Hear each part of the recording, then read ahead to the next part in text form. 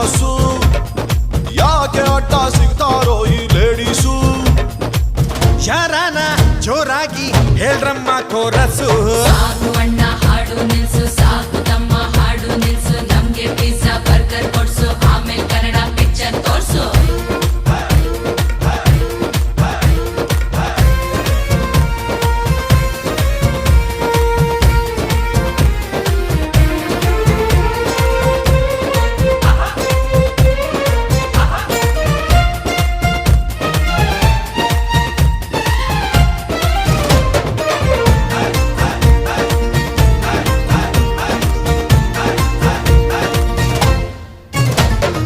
ಗೆಜ್ಜೆ ಸದ್ದು ಬಂದ್ರೆ ನಾವು ಡೀಸೆಂಟ್ ಆಗೇ